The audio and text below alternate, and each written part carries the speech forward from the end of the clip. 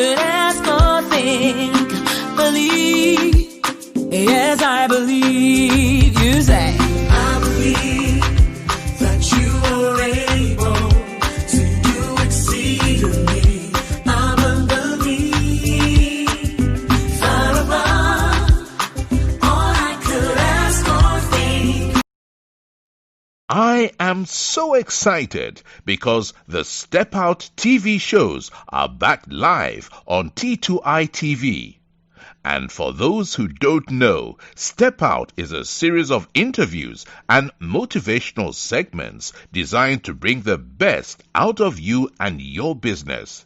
Therefore, we have the following TV programs. Our first TV program, which is our flagship program, dubbed Step Out with Oscar Bimpong, is designed to interview consultants, experts, talented people, and those doing exceptionally well in their communities. The second one is Step Out SME Focus. This is where we interview business owners and showcase their products and services. The third one is Step Out Youth Impact Zone.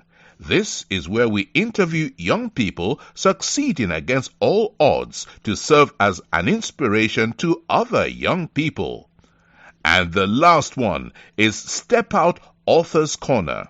And this is where we interview authors to share what their book is about to the world.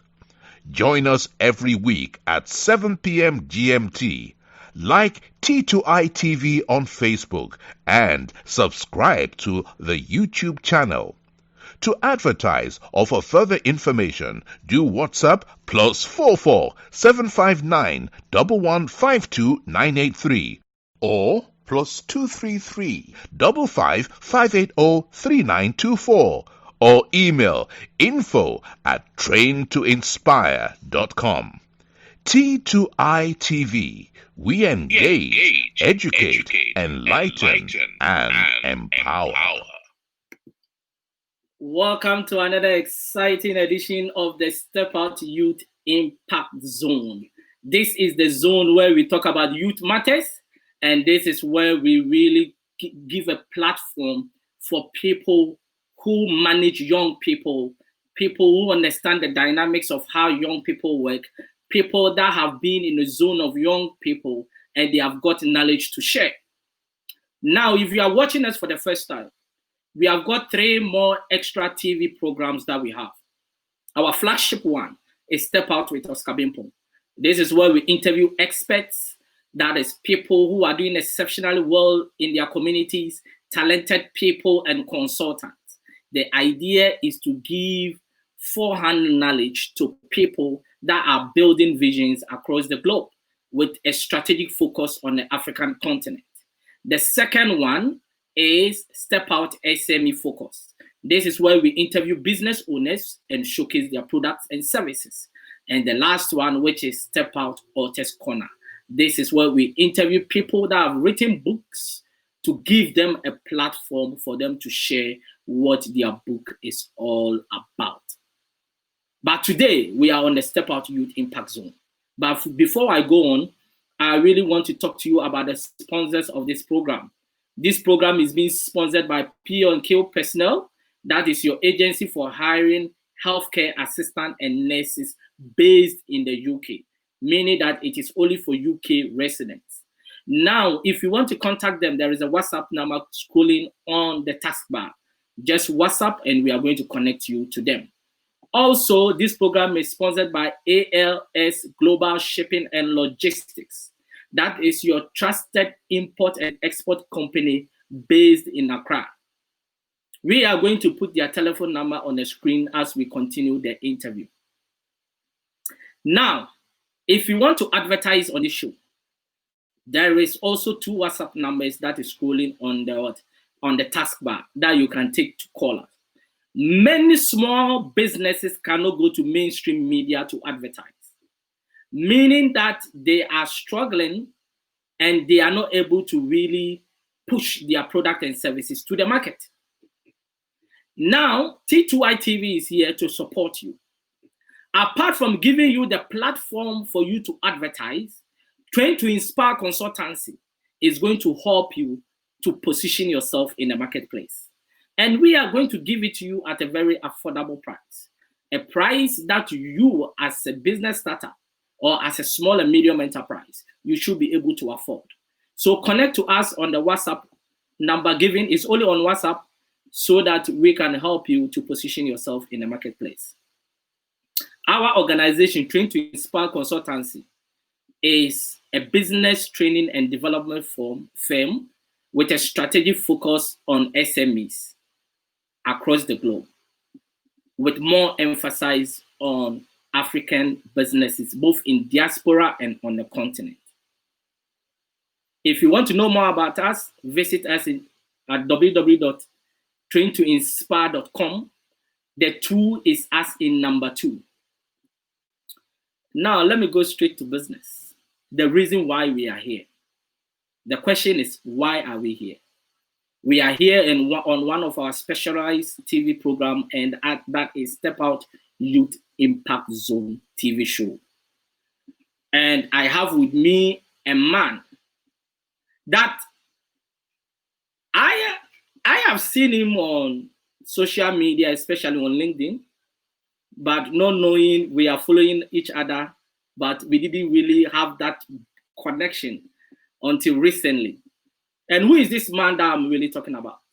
He is an author, he is an international speaker, he is a leadership coach, he is a trained macroeconomist, and he is the founder of the Youth Empowerment Foundation, that is Sabally Leadership Academy. And lastly, he is the former Presidential Affairs Minister of the Gambia.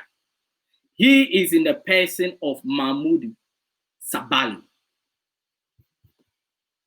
Mr. Momodou, please welcome to the Step Out Youth Impact Zone, and you are live on T2i TV.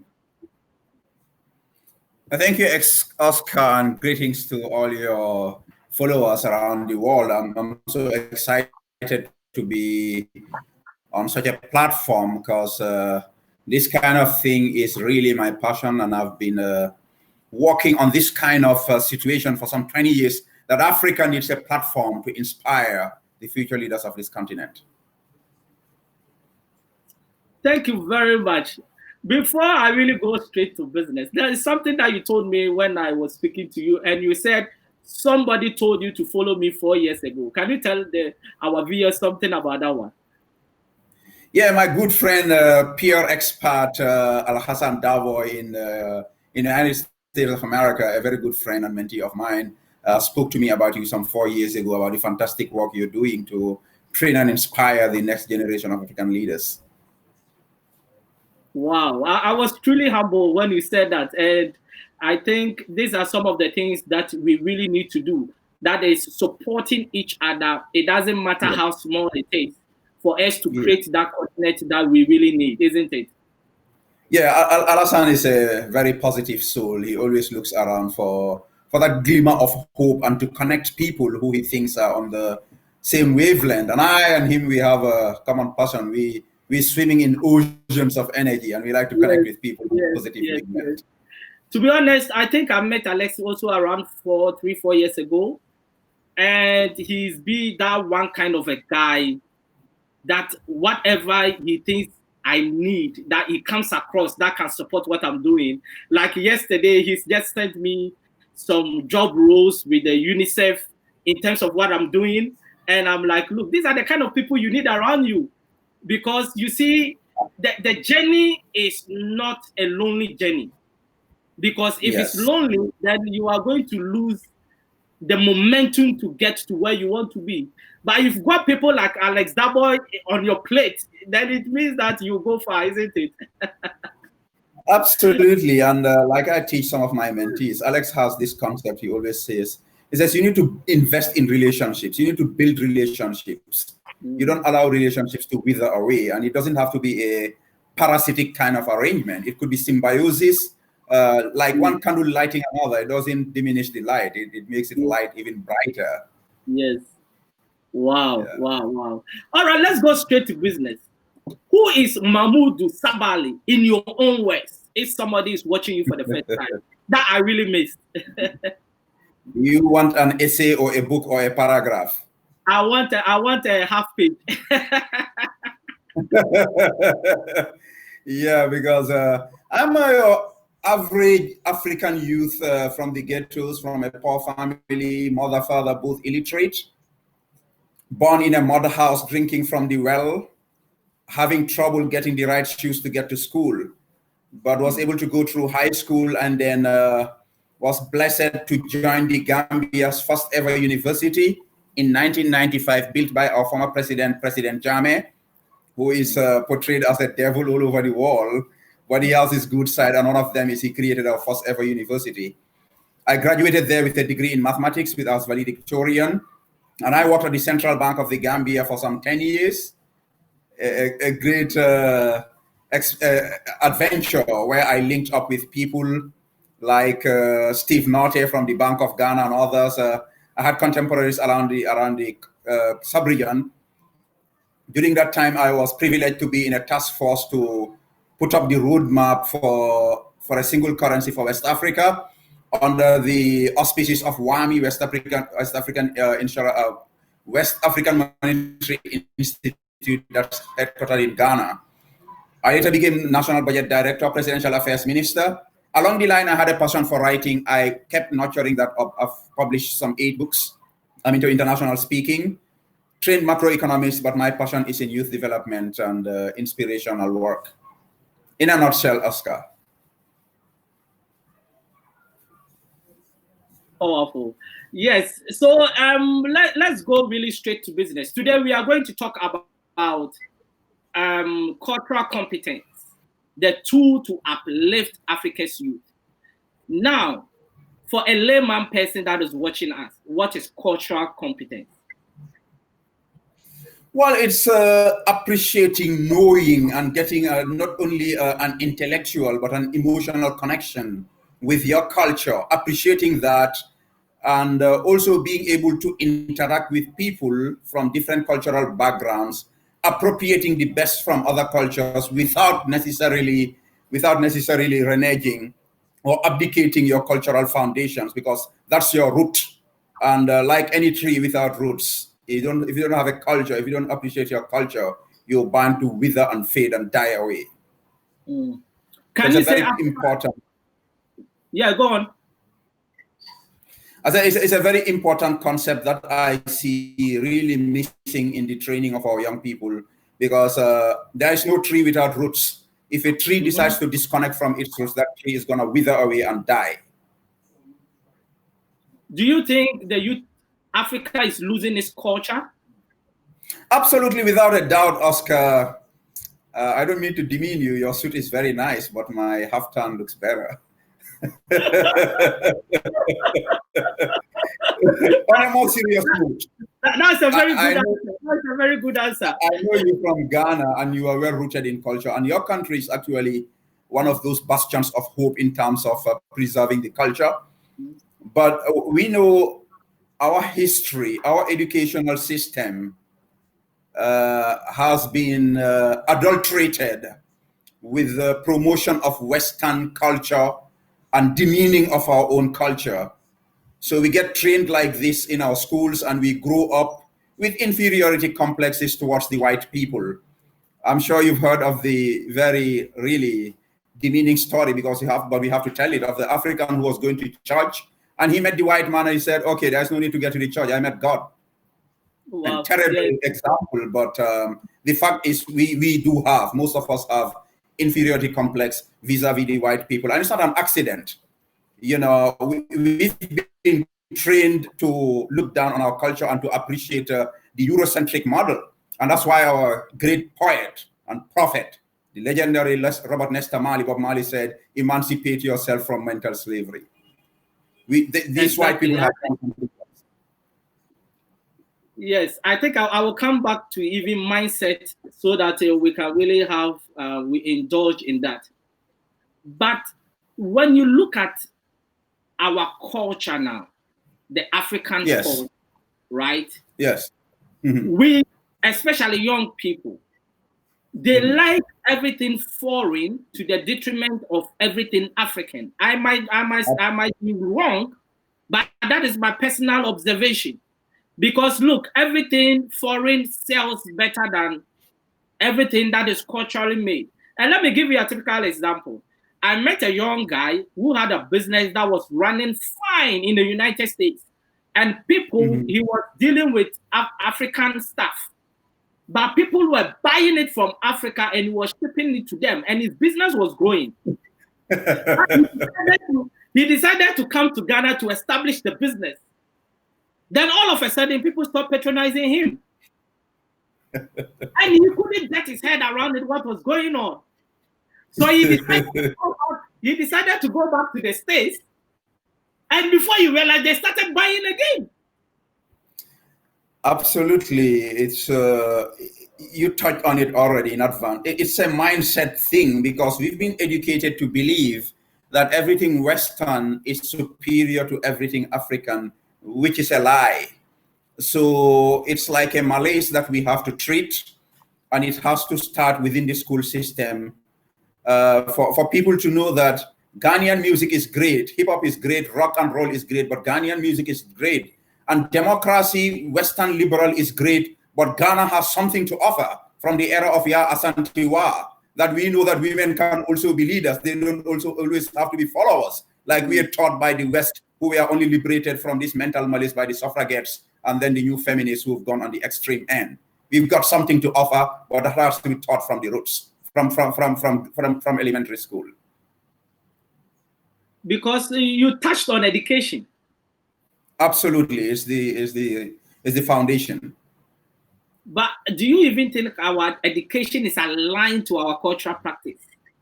It's not, and that's why I'm bringing in this subject that we need to re-engineer and redefine our curricula so that our young people can know that, yes, there is something to learn about Western civilization, but Africa also has something to offer the West. And I just mentioned Ya Asantewaa. I just mentioned Ghanaian culture. I just mentioned Ghanaian education. And the irony and the funny thing is, when you talk of culture, they bring in dancing and singing. Yes, that's great. We love our music. But we got technology in Africa. We got the pyramids of Egypt. They came before the skyscrapers in Manhattan. In the Gambia, we have stone circles, these huge technological monuments, BC, before Christ, that were used to bury our kings and queens. Which knowledge built that technology? So we need to revert. You know, my wife and I, we developed a concept around, we have a youth cultural group called SLA Cultural Choir, and our mantra is reclaiming the glory. Our past is not just about slavery and colonialism. We had our great heroics from Ghana, from the Mali Empire, from Sudan, from Egypt, from South Africa, from Nigeria. We have a great history, but we need to get down and dig like the archaeologists are doing all over the world. We need an African cultural renaissance based on knowledge and not just emotions. African renaissance based on what? Knowledge and not what? Emotion. African cultural renaissance based on knowledge and not just emotions. And I'm saying that because sometimes it's just about a tweet or a Facebook post about your grandfather's old picture in the Agbada. Okay, now that's too cheap. That's romanticizing the past. What knowledge went into the Agbada? Why did he wear it? What's the knowledge and the actual history and wisdom behind those tools in the ancient Ghanaian kingdoms and queendoms? And I'm saying queendoms for a reason, because we had queendoms. We are not built on oppressing women. We honor our race, our women, and they rule us just like we ruled them. We have something to offer to the world, not just dancing and clapping. We have got something to offer to the world. Now, we even got Oscar to offer to the world. Everybody's watching you right now. We are not just consumers. We now create knowledge. Yes, we all got a role to play. You know, sometimes we think the solutions of our problems lie only on our leaders. That is not true, isn't it? I agree. We are part of the problem, and much of the things we, the young ones, criticizing all this Kwame Nkrumah for being a dictator. Go and build one university in this generation. He built a couple of them on miles and miles and roads. What we need to do is learn the best from our elders and bring in the new wisdom. It's a continuity. We can't just be pointing fingers. What you're doing now here, you don't know who you're impacting. Right now, some young Gambians are watching this in the village. Perhaps the next president would get a piece of your mind in our state house, and that's going to be a beautiful mind. That would be a great honor, you know. Now somebody asking a question, and I think Yes. he said, "Why speaking English?" So why are we speaking English, not our native language? Because that person asking that question can only understand us in English. If I talk in Mandinka, he wouldn't understand. But we are inspiring him to contribute to the revamping and reshaping of the curricula in his country, so that next time maybe it will be Swahili. It's a journey. It's not going to happen overnight. But we appreciate his critique. He has Exactly. But the point is that if we are not speaking English, then I will not listen. I will not be able to hear what you are saying, and you will not be able to hear what I'm saying. And if you want which to speak language in our did he use? Which language did he use to ask his question? it's English. We'll get there one day. Maybe next time it will be Yoruba or Hausa. But we'll get there. A journey of 1,000 kilometers starts with but a step, and that's the conversation we are starting now. And his point is important, because we have to honor and respect our language. Look, my brother, you cannot learn your Ghanaian stories in English language. You will fail. My wife did a whole paper on that called Lost in Translation. There are certain proverbs in your local language you can never fully render into the English language. So the person asking that question, and that's actually part of one of the pillars of my talk today, that we have to go back to the roots, use our own languages as much as we can. That's really true, and I perfectly agree with you. But that one takes me to my next question, and that is, Africa has got about 3,000 diverse tribes. Do you think cultural competence will work, considering how tribalistic we are and how diverse we are? Do you think it's possible? Well, I'm not sure we are all that tribalist. Human beings, I think, are well wired. It's a biological instinct in us to bond with people with whom we have the most common characteristics. Donald Trump is a tribalist, but nobody will call him that. When Oscar goes to the village and bonds with his village, Oscar is a tribalist. He's not a tribalist. He loves his people. You become a tribalist when you swing it to the negative end and try to bring down other tribes and instigate hate speech and hatred. All those tribes are a blessing, at least from the perspective of the Quran. Allah tells us that he has made us into men and women and tribes so that we may know each other. It's about the beauty of humanity, that diversity. It's okay, so long as we manage it and leverage it, and that's all part of cultural competence. My tribe doesn't have to be better than yours or yours better than mine, but I can learn something from you and you can learn something from me. There's always a meeting point, and that's our common humanity. That's our common Africanity, if I may use that word. So it means that diversity is an asset for us, right? Absolutely, it's a blessing. It's like fire. Good servant, bad master. You can play with it and make it fire in Kenya to create ethnic hatred, or in Rwanda. But you can make it a melting pot like we live in this Gambia in harmony, where there's never been ethnic violence in our history by the grace of God. So that transfers to my next question as well. And I think it's all binds into our diversity as well. But you see, the world is becoming a global village. Now, when you go to the Gambia, almost African countries, you have the Chinese over there. You have got the Lebanese. You've got the Indians even coming in. Now, I was in Accra just about 3 months ago, and I saw a Thai restaurant on the streets of Accra. And I'm like, now we've been diverse, and our tribals on different positions, but we have got now an infiltration of foreign cultures also coming on the plate to make it more diverse. Do you think we are ready to manage this? I don't think we are ready, and that's why we need to invest in building this concept of cultural competence. It's not about hating other cultures. It's appreciating and understanding yours and appropriating the best from the others. But I don't like this concept of global village that you use, and I never use it because we don't live in a global village. These white people are deporting our brothers and sisters from Germany, from Belgium, from England. It's a problem to get to settle in America. Why, even in Asia, even in China, they were beating our brothers in China recently because they think Africans brought this coronavirus or something. You know, but the point is, we need to regulate this. If it's gonna if a Thai restaurant can be set up in Ghana within 24 hours, why should it take 10 years for a Ghanaian to set up a restaurant in Thailand? So it's for our leaders to understand that international relations is give and take. You treat people like the way they treat them.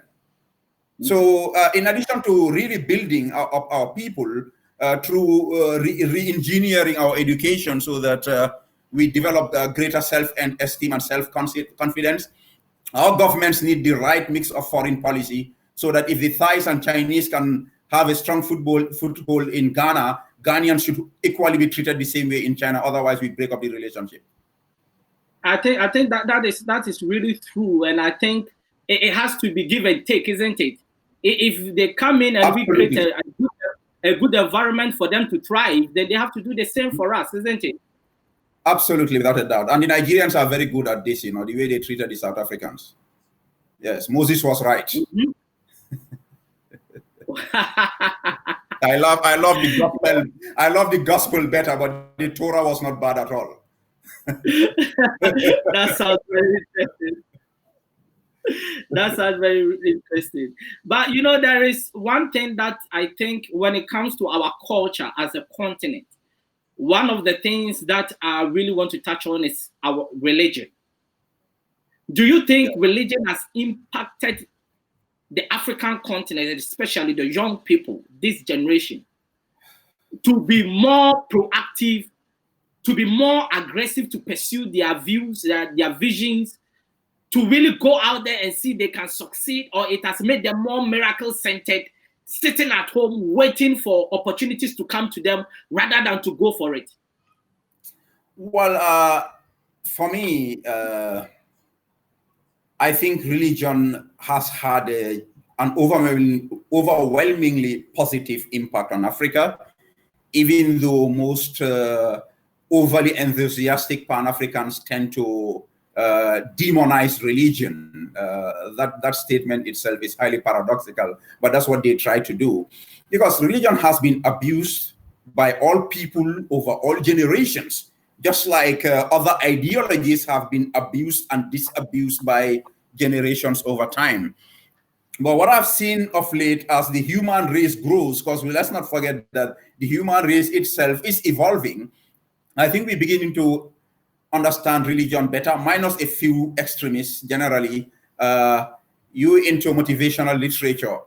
A lot of this goes along with church teachings now. About Joel Osteen, and I'm sure he has his counterparts in Nigeria, in Ghana. I'm a Muslim who was blessed to have African, to have done Bible studies. And I know the biblical statement, if thou canst believe, all things are possible to him that believeth, is one of the most inspiring statements of all time. And no secular literature can beat that.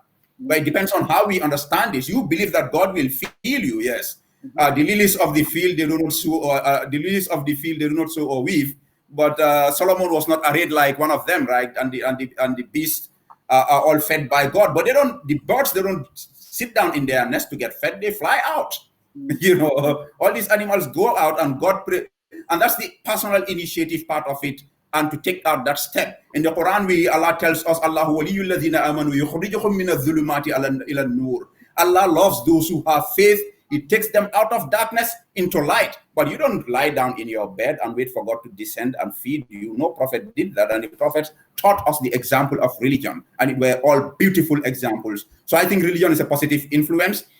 People like you and I, not just the pastors and the imams, we need to better communicate the real essence of the messages in these beautiful, timeless scriptures. I believe religion has an overwhelmingly positive impact on the African continent.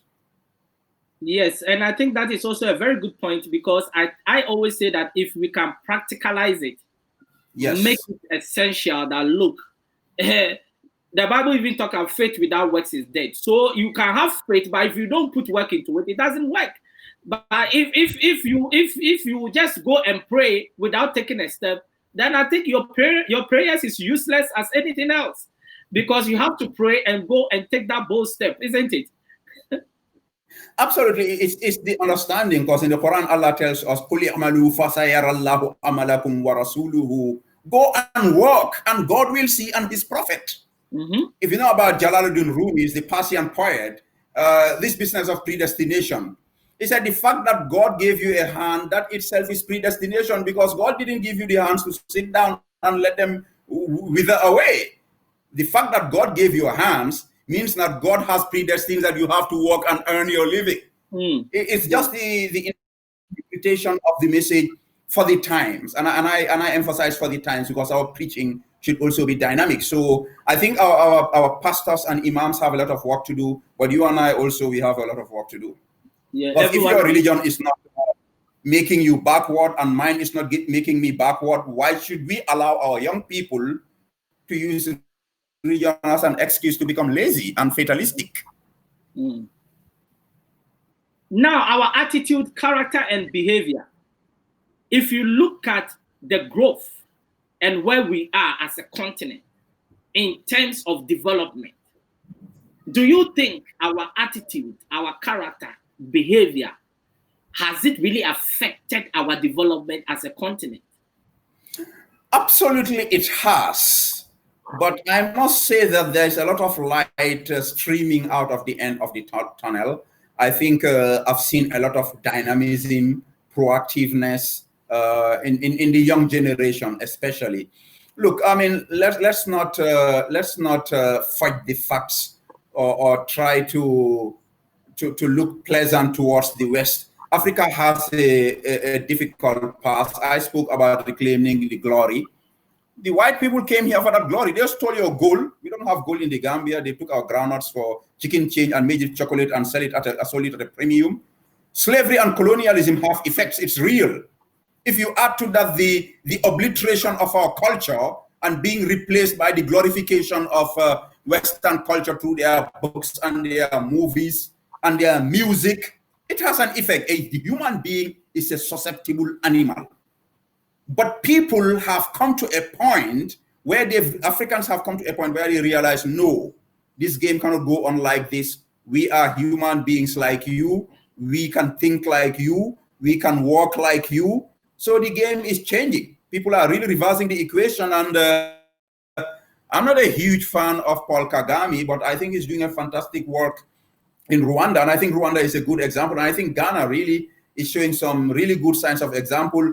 The explosion of telecommunications, ICT in Nigeria, I think it's a brilliant example, and other bright spots all over the continent. Ethiopia is rising, the home of Haile Selassie. So there's a lot of good light, like I said, streaming through the end of this channel. And like Bob Marley said, we know we shall win, because we are confident in the victory of the African continent as prophesied by Kwame Nkrumah, Osagifo, Jomo Kenyatta, Sir Dawda Kairaba Jawara, and the other legends that brought us freedom from this Eurocentric, imperialistic, colonialistic domination that brought us this slow, development trajectory.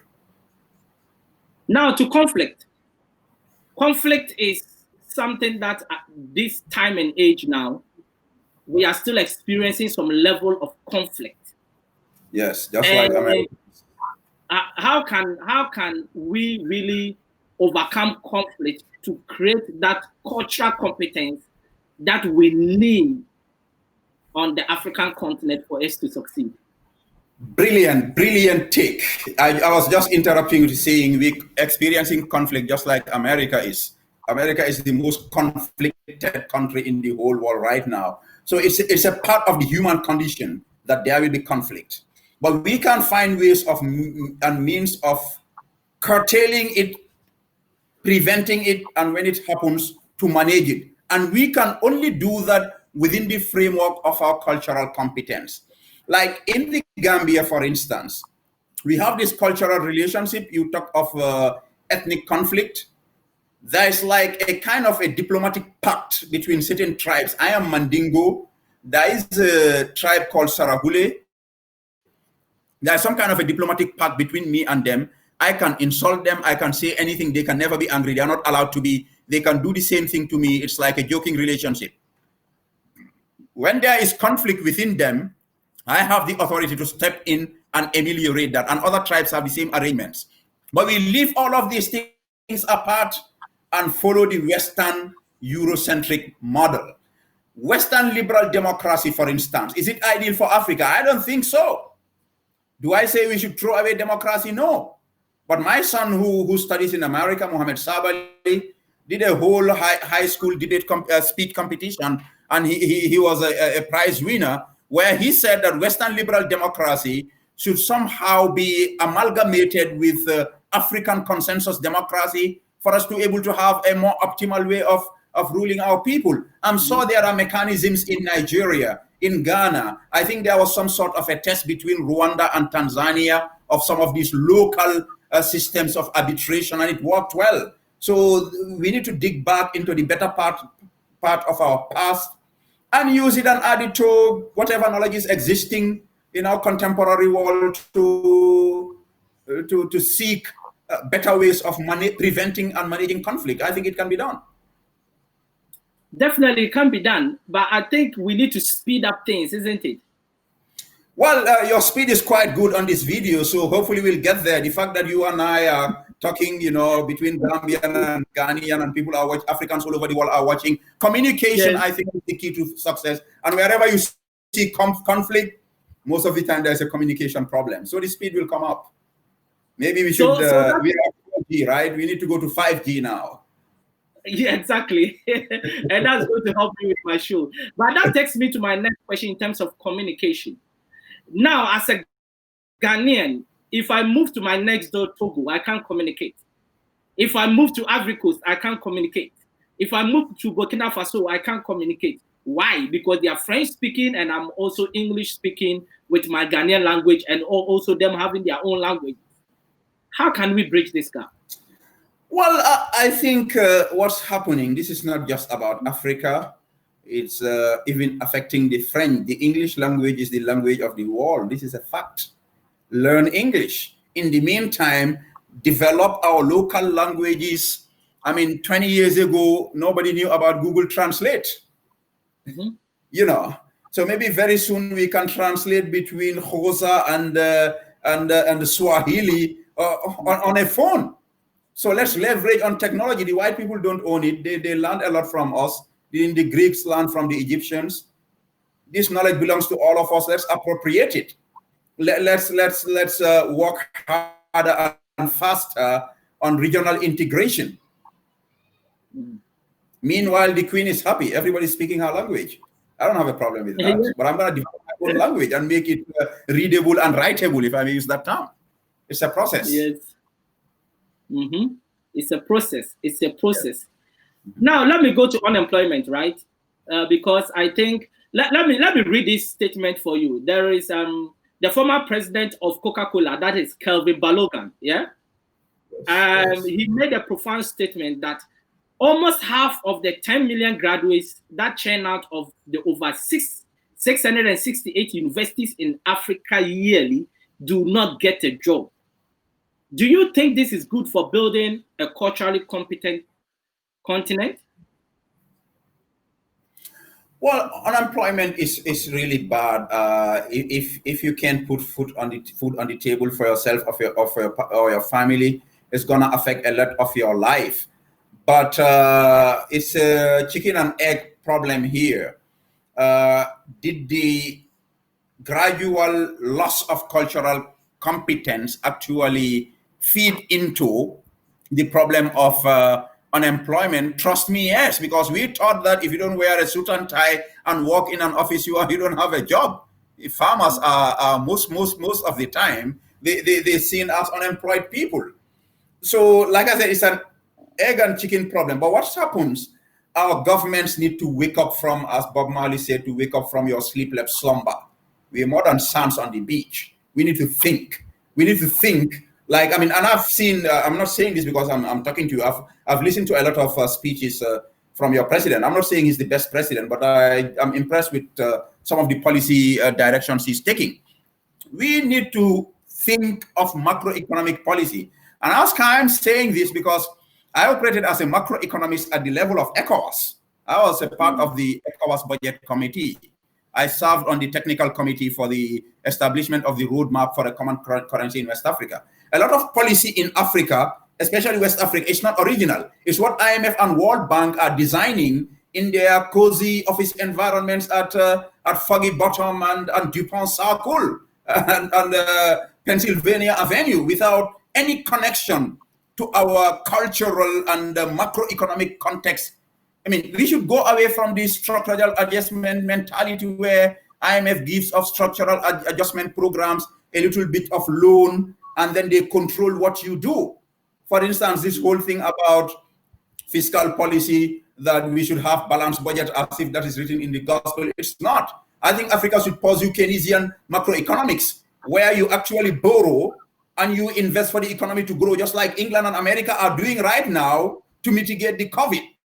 But they're doing it because it suits them now. After this, they say, halas, let's go back to Milton Friedman, monetary economics. It's not going to work. We need some original thinking, some culturally relevant macroeconomic policies that can help us to kill this huge beast of unemployment that has significant socioeconomic ramifications that can lead to social instability. Yes, and I think, look, we need to try and change the paradigm, isn't it? Because things has been done in a certain way for far too long. My question always is, when are we going to change? Like you are talking about the IMF giving us loan and telling us what to do with it. When are we going to really find a strategic focus where we are going to tell the IMF that, look, this is how we want to use the loan for? And how can we change these dynamics? Because it's been affecting us for years. We'll change it when we start listening to Kwame Nkrumah all the way from his grave. His speeches are here. Last time somebody promised me his audio. We need a common African defense pact, a high command, an African central bank. We need to pool our resources. Hello, I'm sure you have some nice mountains where we could keep the African former French colonies reserves in where nobody can steal it. Why do they have to keep their foreign reserves in Macron's bedroom? We are paying the West for them keeping our money. I mean, you would never do that. You would never pay a bank interest for keeping your money for you. Why can't a whole country, a whole sub-region? So it's the mindset that you were talking about that we need to revamp, and we can never ever revamp unless we go down to the grassroots and change our educational system and infuse a sense of self-esteem, self-confidence in our young people, and it will never happen until and unless they expose this ethos of cultural competence. Let me read some few comments, and we are going to continue. Sedi Buya Conte says, our future president, my dad, Momodou Sabally. There is a question here. I'm not sure whether it relates to what we are doing, but Alex Daboy says, my question is, what does he think about the state of the Gambia under President Adama Barrow? I think probably it's out of context. I don't know whether you can say something. You know, Alex can be a rabble rouser and a devil's advocate if he wants to be. Maybe he wants, you know, he's in this cozy apartment in the United States of America. Maybe he wants Barrow to send his Ghanaian economic forces to come and bounce on me here. Well, I know he has a column coming up in tomorrow's papers in the Gambia. Wow. I think I'm inclined to think like this. We need a peaceful, legal, legitimate revolution in this country, not just violence, but cultural, political. What we need in this country is a revolution. We are at a standstill. I guess I've given him an earful. Let him think about that. Yeah, so let's go to the next comment. And Infamara Sisi, I hope I've got your name right, says, none but ourselves can free our mind. And I also have another one here by Ban Conte. He says, I love Sabally. He's a great, brave, and independent thinker. Then I also have one here by Fode Bakari. He says, I don't know whether it's a he or she, but Sabally is a great son of Mama Africa. Then we have Lami Maron. Also says, very smart guy, Sabally. And let me just go down. Let me just go down. Abdul Karim says, I'm really inspired by Momodou Sabally. Then Seydou Sonko says, watching from the Gambia, the questioners is dumb. Okay, I don't really know which one he was talking about. And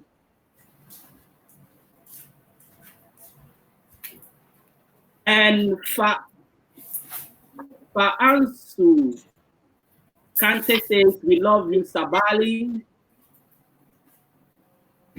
And Kabasisi says, the legend of the legendary Momodou Sabally. I think, you know, if you are making an impact, you don't struggle for people to say very positive comments. And I think you are really doing a good job. All we can say is that we need to continue to do what we are doing, and the rest is going to be history. Now, do you think the leaders of Africa have created a conducive platform for young people to succeed? Absolutely not. And this is one of the problems we are dealing with. I think since we lost the Nkrumah generation, we've been struggling to really have selfless leaders who actually love their people more than their own pockets. And apart from a few incidences that I've mentioned here, I think I'm not talking on political lines, but I think your president is quite okay. I think Macky Sall is doing quite a great job in Senegal. I think Paul Kagame is doing quite well. Buhari, I think, is punching below his weight. He could do better. But generally, the leadership on the continent, I rate them generally below 50%. And so long as we don't have leaders who can step out, and I'm using your word here, step out of their cocoons and out of the yoke of the imperialistic Eurocentric hegemony, so long as they don't step out of that, they will never be able to provide what my alumni newsletter at Harvard Business School calls responsive leadership. The people have needs, but the leaders seem not to be connected and connecting to those needs. They seem to have their own pipe dreams, pandering to Bretton Woods institutions, World Bank, IMF. You know, what makes me angry, Oscar? When they come here and start to talk about Millennium Development Goals or SDGs as our local goal, it really makes me angry. You can't have a one-size-fits-all for the whole world. I think Africa needs independent, original thinking, culturally relevant policies that can actually affect the lives of our people in a positive way. We need responsible and responsive leadership, and absolutely, we have a shortfall in that right now. Do you think the young people of today, if they come into the leadership role, do you think they are going to do anything different?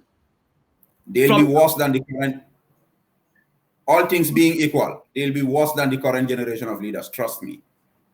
So where are we going then? Well, where are we going depends on what are we doing. Okay. The bus is still at starting pace as far as the young people are concerned. But if we can have more of platforms like this, where African people can be, African youths can be talking to African youths about what matters here, and not getting into a plane and going to Addis Ababa in a Chinese-built headquarters with allowances paid by the German government to tell you what to talk about. So long as we do that, nothing will change. So long as we sit down here and listen to Barack Obama, who did nothing for Africa, not even Kenya, telling us how to rule our institutions, we are not moving anywhere. We need to speak our own language and listen to the language of our own people. We need to sit down and talk to each other and let all these African youths know that no matter how well they're doing, they are all punching, including myself, below 50% of their mental capacity. And we need to work harder to bring the best out of ourselves. And that's this concept they are throwing around, not too young to lead. That's what they say, LEAD. I say not too young to read. We need to read, we need to study, not only within the four walls of the classroom. We need to go to those old men in those villages and learn about the wisdom of the past that was deliberately obliterated from our history by these white people. We need a paradigm shift. We can only change this game if we change ourselves, and the job starts now, here on this platform, on other platforms around the world, where we speak to each other about what matters, not what the white masters dictate on us because they have the purse strings and they can dictate the conversation. Because that takes me to mindset. Absolutely. How can we get the mindset of our people, especially young people, to think differently? Because I always say that leadership is not our problem. Our problem is mindset, because every leadership stems from a particular mindset. And if we have been doing things in a particular way for far too long, and we are not getting the right results, it's not leadership that we change, but it's about changing the mindset. How can we change the mindset of the young people of our continent so that they will come out and do something differently than our forefathers and our current leaders? Well, like I said, it starts with changing all these cheap tribe slogans. They say not too young to lead, L-E-A-D. I say not too young to read, R-E-A-D. That's where it starts. You got to learn before you're able and build yourself, and before you're able to serve others. You know, charity begins at home. You understand? And instead of, I know this Obama thingy they call yearly Young Leaders Initiative, where they bundle our young people in T-shirts with a shred of the national flag. It's all about promoting the American brand. The West African Center is in Ghana. Crush it and take those young peoples into the bush and teach them our circumcision rights. There's a lot of wisdom in this. And I'm not saying any pipe dream stuff here. We abandon our culture. You know, there's an American philosopher and poet that I follow a lot. His name is Robert Bly. He has this whole manhood movement where he does conferences. What are they doing in those conferences? They try to teach Western men the values of traditional circumcision rights that they've lost. We still have it in some of our areas. Let's learn from our culture. We need to build men and build women. And men are not better than women, but men are not women and women are not men. We need these gender distinctions. I'm not saying we should oppress our women. We've had queens. Let the white people tell me when they've had queens. Where did the concept of suffragettes come from? We need to connect with our culture in a dynamic way. Is any culture perfect? No. But ours is as good as any other culture. We take the best part out of it, learn a little bit from the others, but we need an authentic foundation. And that's in our songs, in our dance, in our circumcision rights that we've thrown away. And that's why we don't even know how to relate our men. It's only a weak man who will oppress and violate a woman. If you really go through traditional male training, you will honor and respect a woman. You would find a better way of exercising your male strength than raising your hand against a woman and whooping her. We need to go back to basics. We need to go back to basics. And I think, you know, we have to challenge ourselves that we can do it. And do you think there are a lot of role models that young people can look up to and say, if Momodou, Sabally can do it, I can also do it? Do you think there is enough of you in the system that can help Africa to rise? Because role models are also key. In the house, in the family, that there are no role models, children tend to suffer. If every child growing up sees that this uncle is a doctor, this uncle is a lawyer, this uncle is a businessman, this uncle is doing well in this, they tend to wake up from day one to also emulate the family. In Africa, do we have a lot of Momodou, Sabally in Africa that a lot of young people can look up to? You know, we actually have a lot of role models, but are the let me call them potential role models, are they playing their role? Is it like you and I, for the past 24 hours, we're trying to fix this and you've lost a lot of time? It's your job, it's not my job. I lost a lot of hours. But this is important for me, so I invested the time in it so that I can at least share a little bit of whatever wisdom I have. So the Momodou Sabalys are there. Are they willing to take the trouble to do this without getting paid by Obama's yearly money? That's the question. And from the beginning, all these things starts from the family. To be honest, Oscar, we the fathers and uncles, we're not doing too well. I salute our mothers and sisters and aunties. They're there more for the children than us. The role modeling starts with the father. You got to be present at home. You got to go to those school events. You should not leave them with our wives. They actually started 9 months ahead of us alone, and we don't even feel the pain. So we need to, the presence of the father in the house and household and taking responsibility, I think we are lagging behind. We need to adjust that. That's at the basic family level. And I can't emphasize this enough, Oscar. Our wives are not our mates. They are not our slaves. The children belong to both of us. So we need to pull our share. And it's not just about taking out money and paying school fees. You need to be physically present. Beyond that, I think we have, like I said, more than enough potential role models. Are they willing to step out and do it? Maybe you need to pull them out and bring them to your step out platform. Oscar, I can't tell you how many young people Gambians are mentoring in the Gambia, in Turkey, in Russia, in America, you name it. And I'm not the smartest guy in town. There are people equally smart, professionally even more successful, but sometimes they don't see the importance. Sometimes they don't think it's worth the trouble, but perhaps we could use platforms like this. Because I have a medical student wanting me to be his mentor. For God's sake, I'm an economist. I can tell you a few life skills. Or if you want a fit and proper mentor as a medical doctor, I think it's better you go to a medical doctor. So we need to tell these doctors there is more to life than the scrub and the scalpel. You need to at least an hour a week.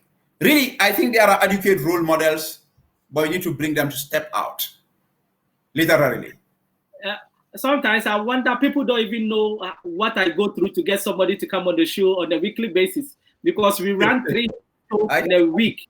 And to get the likes of Momodou, Sabally to come on the show 3 times in a week, like this Saturday, somebody just dropped out. I have to skim through, and it's not like people, I don't know, it's like people don't want to share their knowledge. I'm like, this is knowledge. You are not here to even come and talk about your wealth. Share knowledge for young people. And like, this is difficult. And this is what you are talking about. People need to understand that, look, it's not only about going to work, coming home. There is more to life than that. And there is a lot of young people that probably your one word can change their life, isn't it? But that's the point, Oscar. I think there's a knowledge gap here also. I think some people underestimate themselves. Sometimes the problem of self-esteem, self-confidence.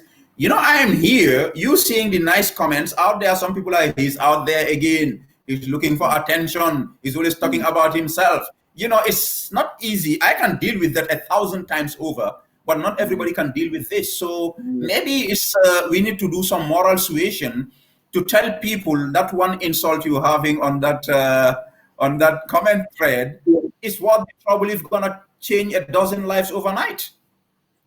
Yeah, you have to be ready for the insults, especially when it comes to Africa. People are like, I'm like, why can't you make your comment without insulting? If I've said something and you don't agree, you just have to correct me by putting me in the proper place so that I also gain knowledge. But this time, most of the times you don't gain knowledge from them, you gain insults. Absolutely, but I think it's worth the trouble. I get them in the dozens, and maybe sometimes in the thousands, but I'm very comfortable with it. Because I have a hashtag. It's the most famous hashtag here, can't cage me. It's all an attempt to shut you down. So I created my hashtag, can't cage me, and it's viral. Nobody can cage me. I speak out, I step out, I even jump out sometimes. Yes, there is a saying that if you want to be a leader, then you don't need to sell ice cream. You cannot be a nice person and be a leader. You have to ice cream, you are not very popular. In diabetics will hate you, you know. Yeah, exactly. It's not an easy. Yes, I've got a question here that I really want to read quickly. It's from Sedu Sonko. He says, ask Sabally to talk about migration, especially through the Mediterranean Sea. What did our leaders have for the future generations in order not to travel illegally? Well, the poignant but true answer is our leaders have nothing for future generations, and this is dangerous. And this is why earlier on in the show, I spoke about the need for fresh original thinking and not just going with a pen and paper to go and copy what these people are saying at Pennsylvania Avenue. We need authentic thinking. The fact, though, is the migration problem. My whole life is about self-reliance, but we have to contend with the realities that Africa was colonized, our wealth was looted. This is the fact. And I'm not afraid of saying it. And most of us African intellectuals are so apologetic to the West, we don't even want to say it. It's a fact. Our history is affecting us. We need to contend with it. Does that mean we should rest on our laurels? No, but it's a fact that Europe developed because of Africa, and Europe migrated to Africa. If the tide has changed, and part of the problems we have here is because of there is imperialist international trade policies, and our people are migrating, at the very least, they should be humane towards them, not to allow them to die in the Mediterranean. I said to a group of European ambassadors some 6 years ago, I said this Mediterranean boat crisis is a human rights issue, because if these poor African youths dying, if it were white people, you would have created a solution overnight. That's a fact.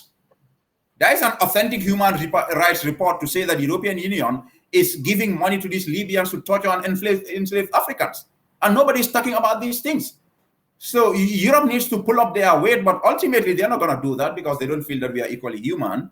But then our governments and African youth, let us improve our civic consciousness, be willing and ready and active in exercising our civic duties. Get involved in the political processes so that we have leaders who actually know what we feel, care for us, and are willing to do what we want them to do. And if they don't do it, we vote them out. Ultimately, for me, that's the only sustainable solution. Now, I'm just about to wrap up. Now, politics on the continent. Do you think democracy is good for us, or we should have modeled something around our culture? Well, coulda, woulda, shoulda, would not do it. I mean, we are already in this democratic mess. It's a blunder. It's not working too well. But I think we can gradually tinker with this, start with the local government levels, do something that resonates better with our culture, whilst our young people are studying about better models. I know a model that exists in my country that's practically unstudied, undocumented, and unreported, that has perfectly worked. Consensus democracy, but nobody did any studies about these things. I mean, I myself got a light bulb moment when I saw my own son doing a speech at a gymnasium in Boston. That actually was a game changer for me. But there are models that worked here before. I think democracy is quite cool in terms of establishing the will of the majority, but we need more research in governance. We can't take our cookbook from the White House. Barack Obama has no right to come to Africa and tell us how to run our country. Let him come back and become a village chief in Kenya first. Let's do our own research. I think there's a lot of governance knowledge in Ghana itself, because you have a rich history of governance. But because the white man tells you democracy is better than whatever, and it's a process. Democracy, how old is it? The biggest model here is America. It's less than 300 years ago. I mean, how old are these Ghanaian dynasties? Mm-hmm. I mean, people have lived in peace and prosperity for quite a long time. The democracies of this day, they brought us World War I, World War II. They never happened before. So let us look back, take the best from East, West, North, and South, and create a golden mean. Maybe the golden mean should be based on the golden stool in your dynasties in Ghana. But we can do it. It's a process. It's not going to happen overnight. Okay, let me read some few comments and we will wrap up quickly. Infamara Cisse says that is truth. It's organized criminal networks sponsored by the West.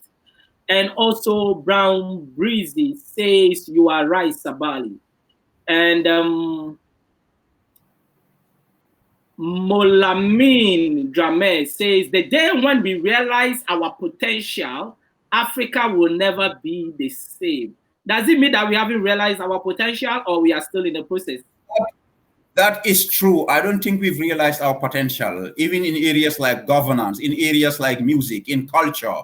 I mean, Nigerians have just started penetrating Netflix, and that's a gold mine right there. I mean, I think Wakanda should not just remain a script on the screen. It can be realized. He's right. We yet to fully realize our potential. And that's a multifaceted potential that I cannot even actually enumerate here. We are a blessed continent, but we need to wake up the mindset. We need to step out of our own shadows and see our real selves. Brown Breezy also says Sabally can be president, of course. That is a very good comment. Yes. I'm already president of the South Leadership Academy, so That's a good one, you know. That's a very good one. Yes. yeah. Let me see whether I can get a few more comments, then we'll wrap up quickly. Okay.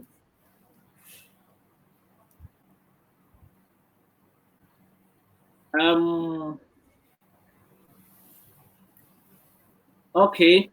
So I've got this one from Banconte. Say my question is, like Sabally said, we need a new African leader with a smart mindset. Will Sabally ever consider running for president? Are you reading a comment or asking a question? It's a question. He's saying that my question is, like Sabally said, we need a new African leader with a smart mindset. Will Sabally ever consider running for president in the Gambia? Well, you know, I've been Presidential Affairs Minister, Secretary General, Head of the Civil Service. I know it's not an easy job being a president in Africa, and I've interacted practically with all current African heads of states. I am more interested in building the new crop of leadership, not just for the Gambia, but for Africa. All the positions I've held, from National Budget Director, Presidential Affairs Minister, Head of the National Broadcaster, I've never actually stepped out to ask for these things. But when they come and I see that I can do it, I will step out when the moment arises. When the moment arises, I will step out. Sabally will step out, and this program is Youth Impact Zone. So Absolutely. my man and Conte, just wait for. We are waiting for the right time, and we believe that the best is for the African continent, and it is time for young minds that can really harness the continent and really bring a paradigm shift. They are the next leaders that we need, because where the world is going, for us to really catch up, or to really be in an area where we are going to be a powerful force, we need smart thinkers like the like of Momodou Sabally to be on the running table with the thinkers of the world to find solutions for the continent. Now, we are about to wrap up, but I want to, anybody that is watching us for the first time, this is T2i TV. T2i TV, our motto is that we engage, we educate, we enlighten, and we empower. That is the 4 E's for the African continent. And we want you to understand that on the African continent, there is not a lot of platforms that have been dedicated solely for educating the young people of the continent or anybody that cares to learn. Our economies, our countries are being embedded with political talks, entertainment, and sports to the detriment of education. We say this platform is education outside the classroom. It's for your personal development and knowledge in pursuit of every vision that you want to aspire in this time. And for us to grow, we cannot do this alone. We can only do it with your support and help. And the token of your support that we are asking is to go on the T2i TV page on Facebook and like our page. Share this discussion to all the platforms that you have. Share it with all your contact lists. Why? Because we want to create a hub that is not for Ghana, that is not for the Gambia, that is not for Nigeria. It is for the African continent. And for us to do this, we cannot do it alone without your support. Also, if you go to YouTube and you look at T2i TV on YouTube, you will see us there as well. Just subscribe and also click on that small bell so that whenever we go live, you are going to see us and join the discussion. Now, I want to ask you this last question. What skills do the young people need for them to succeed? Because without the right skills, there is no way we can succeed on a continent. Well, that's my topic, cultural competence. And if there are 3 sub-keys which I would really anchor it in, its faith. And that faith is not F-A-T-E, fatalism. Fatalism is an active, pulsating faith where you believe that it shall be well, which you need, but you step out and go and work with your own hands and your own feet to earn your living. They need personal initiative. They need to start something. You cannot sit down at home and waiting for the lucky break. It doesn't happen. The harder you work, the luckier you get. The third one is persistence. And that's the golden key. Persistence. To make sure you stick to it. God has not promised anybody a smooth ride. It was not easy for Moses. It was not easy for Jesus. It was not easy for Muhammad sallallahu alaihi wasallam. It was not easy for Abedi Pele. Hello, did you watch him play? Yes. Yes. Easy for Abba. I think Lionel Messi was, I understand he was injected with some hormones because he's too petite. It's not easy for any of these stars that you see rising and flying out there. An aeroplane goes on cruise control at some point, but before that, you hear that rumbling sound, the combustion of the engines, the rocket takeoff, the turbulence. It will happen. Anybody who has really succeeded at a very high level, at a sustainable or inspiring level, has had to taxi, go through turbulence, have had to endure that rumbling sound of the engines before you reach cruise control. You have to be persistent to be able to achieve any meaningful, sustainable success. That's the rule of life. Persistence. Persistence, the rule of life. And I always tell people that there is no better strategy than persistence. Absolutely. Absolutely. Because the more you persist, the more you find better ways of doing things, and that is strategy. Yes. Jesus went into the wilderness, so did Moses. Jesus started with 12. How many followings do we have now? Muhammad sallallahu alaihi wasallam, he was kicked out of his hometown of Mecca. He went to Medina. But Allah told us, لَقَدْ كَانَ لَكُمْ فِي رَسُولِ اللَّهِ أُسْوَةٌ حَسَنَةٌ لِمَنْ كَانَ يَرْجُو اللَّهَ وَالْيَوْمَ الْآخِرَ. Allah tells us in the Quran that we have an excellent exemplar in Muhammad sallallahu alaihi wasallam. His whole life is the definition of persistence. All the greats. It was not easy for Kwame Nkrumah, my brother. That University of Technology your young people are enjoying, it didn't come out of milk and honey. It's sweat and blood. Your last word. Stay positive, stay inspired, stay focused. Read, R-E-A-D, before you lead. The emphasis is on read. We need to read as young people of this continent. They say if you want to hide a book from the black man, put it in a book.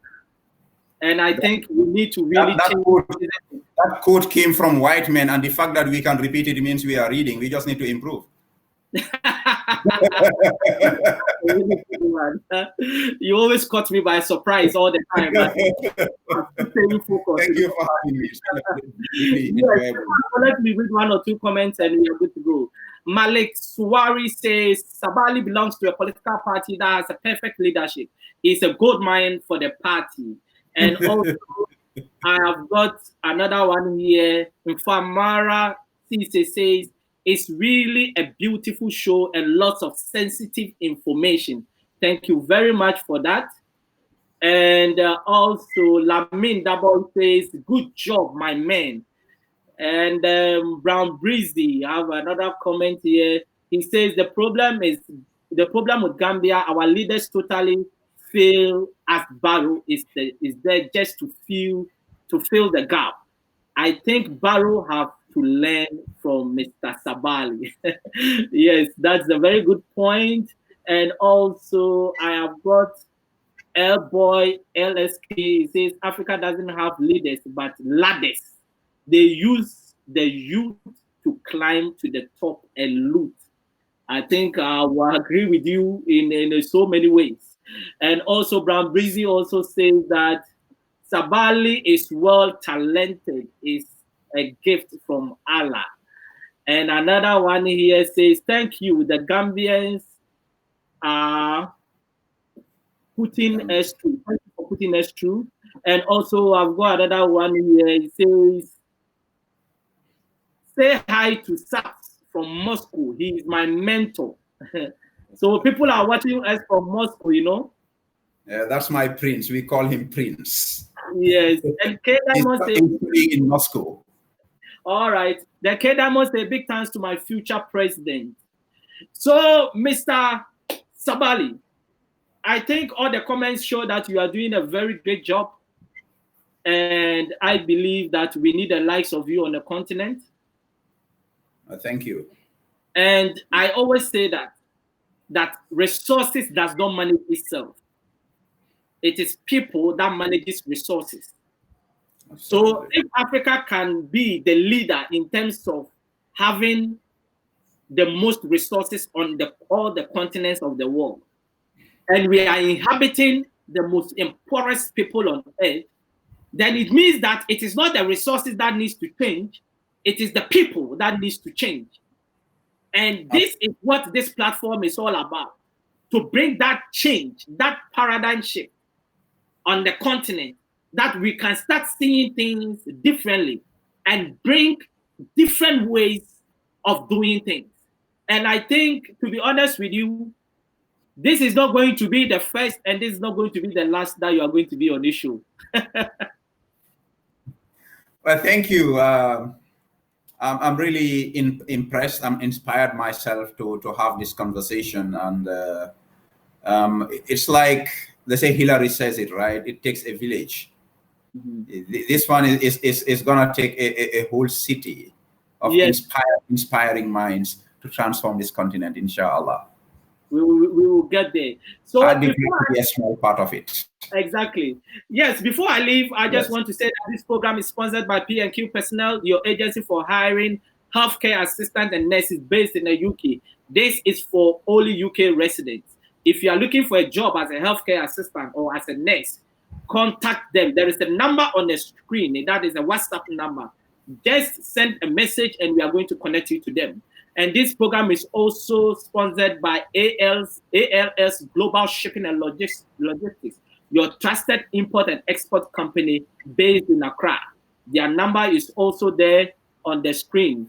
Now, as I said earlier on, just like our page on Facebook and on YouTube. Whenever we come live, these are the kind of discussions we are going to have. Coming Saturday, I've got a man based in the UK, but an influential man in the Zimbabwe and South African communities across the globe. And he is going to come on a show. We are going to talk about Africa Rising. And it's going to be an inspirational and a powerful session. And what am I trying to tell you? I want to tell you that if you enjoyed Mr. Sabally's conversation, then you equally enjoy that one on Saturday. It's at 8 p.m. UK time and 7 p.m. Gambia and Ghana time, Sierra Leone time. We are just 1 hour ahead of you. It's going to be a powerful discussion. And the man is called Koran Mwanza. It's going to be a powerful discussion. Don't take the dial. We are here every Tuesday. We are here every Thursday and every Saturday. Coming Tuesday, I've got another powerful young man changing the status quo on the African continent in Ghana. And this young man is going to come on the show on Tuesday. On Tuesday's program is dedicated for young men between the ages of 12 to 30. They come on the show on the STEPOUT Youth Impact Zone to come and share their story. The idea is that we want that one young person listening to us from Liberia, from Ghana, from Gambia, to see a young man who is like his age, but changing the status quo. They are not complaining. They are not giving excuses. They are not blaming the government, but against all odds, they are changing the status quo. They are causing a paradigm shift. The idea is that we want those people watching to be inspired and say, if this young man can do this on the continent, then I can also do it. And this is what we want to bring on this show. And for us to do this, I always say, T2i TV cannot do it by itself. We need your support.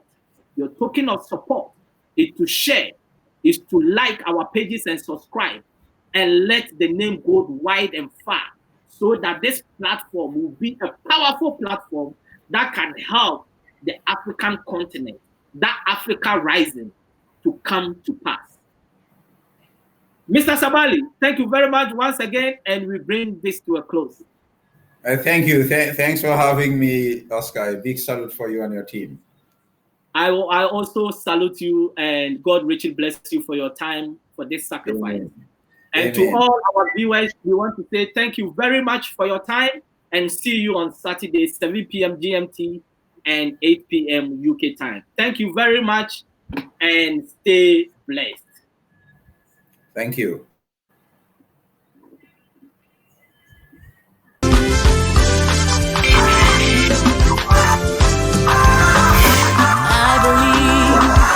that you are able to do exceedingly abundantly, far above all I could ask or think. Believe, yes, I believe. You say, I believe that you are able to do exceedingly abundantly, far above all I could ask or think. Sure. Boy. I am so excited because the Step Out TV shows are back live on T2i TV. And for those who don't know, Step Out is a series of interviews and motivational segments designed to bring the best out of you and your business. Therefore, we have the following TV programs. Our first TV program, which is our flagship program, dubbed Step Out with Oscar Bimpong, is designed to interview consultants, experts, talented people, and those doing exceptionally well in their communities. The second one is Step Out SME Focus. This is where we interview business owners and showcase their products and services. The third one is Step Out Youth Impact Zone. This is where we interview young people succeeding against all odds to serve as an inspiration to other young people. And the last one is Step Out Authors Corner. And this is where we interview authors to share what their book is about to the world. Join us every week at 7 p.m. GMT. Like T2i TV on Facebook and subscribe to the YouTube channel. To advertise or for further information, do WhatsApp +44 759 1152 983 or +233 55 580 3924 or email info@traintoinspire.com. T2i TV. We engage, educate, enlighten, and empower.